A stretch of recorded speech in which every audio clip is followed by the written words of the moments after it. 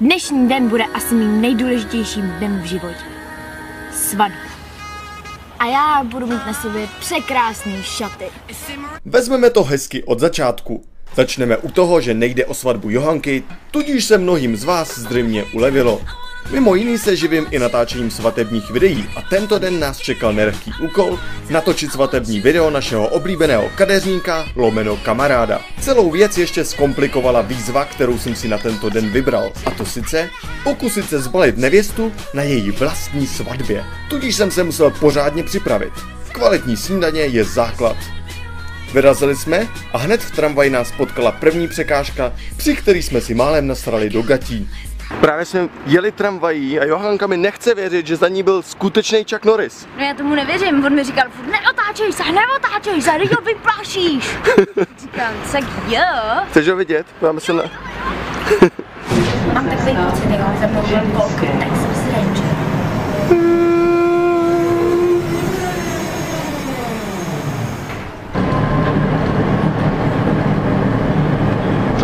Pořád tam je.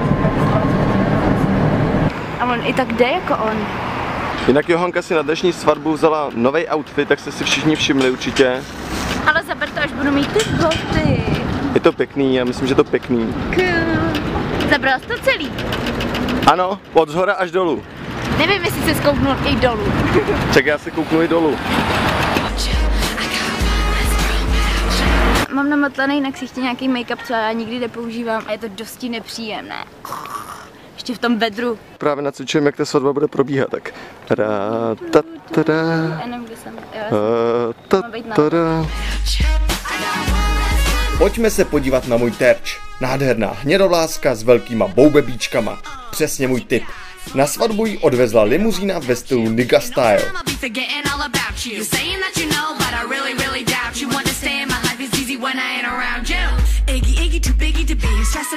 Tudíž musím počítat s tím, že se bude jednat o trochu high class třídu. Pojďme se podívat na to, co by mi můj plán mohlo překazit. Otec nevěsty. Očividně elegán. Jeho nevýhoda je, že je až moc sexy. Proto o jeho pozornost se postarají ženský a mě pak už v cestě bude stát pouze snoubenec.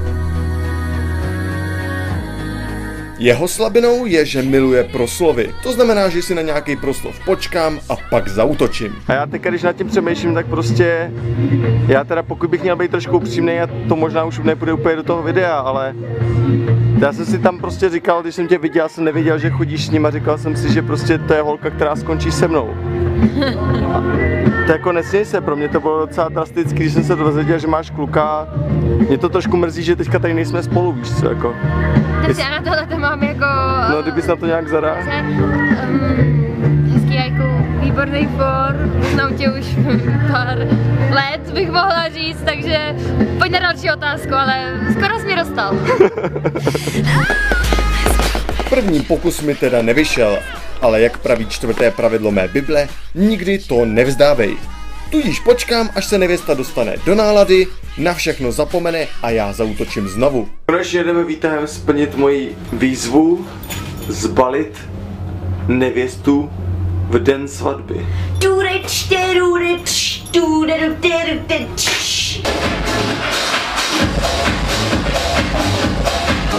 Vhodná situace proto byla na afterparty v duplexu. Chvíli jsem vyčkával na správný moment a ten přišel na střeše.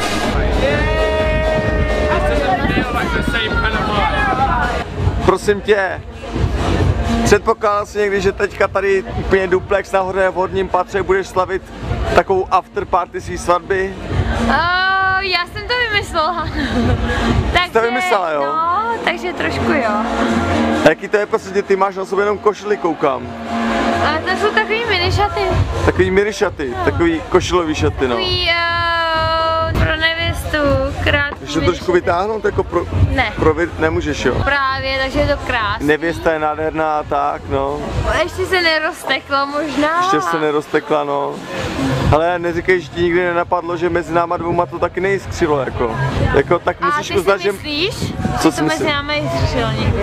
No já si myslím, že jo, jako já. Já jsem si taky nejdřív myslela, ale pak si přivedl jako přítelkyně, že jo, tak jsem si říkala, že ne, tak se To byla přítelkyně jenom právě si jako, abych na tebe udělal dojem, že jo, ale tak já jsem si říkal, že jsi taková... Já proč mi to neřekl dřív, protože já jsem se teda vdávala teď jako v tuhle chvíli, proč mi říkáš takové věci, ty mě hrozně mateš. Teďka je to docela blbá situace teda, teď nevím, jak to vyřešíme teda.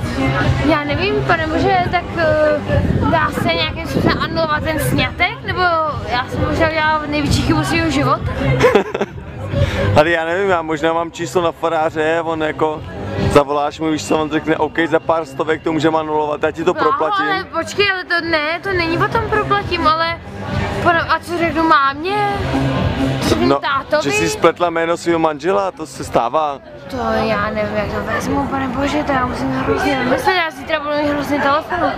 Ale na matriku to bude v pohodě snad, já nevím. Tam to bude zítra je pátek, tak asi by to mělo být, ale... Tam má ještě no jako... Maria, zvládnem to? Jo, určitě, hele. Tak ale když je to... Spolu, zvládnem všechno. Hodin, tak to hlavně, zvládne. že je tam ta láska, že to v tomto srdíčko, no, to srdíčko je důležitý, přesně tak. Maria, a co mi řekne máma, ona tě má ráda, takže já jsem si říkala, no právě, to je důležitý, to je důležitý. To nám to posvětí. Asi vám došlo, že Zuzka věděla, že si dělám legraci, ale i tak z toho vznikl vtipný rozhovor a závěrem pouze řeknu, že výzva byla splněná. Já nevím, jak se to zabasuje. Pinďoura nemůžeš vohnout. Ty se přes toho pinďoura nemůžeš vohnout? No. No a co? A přes jakýho?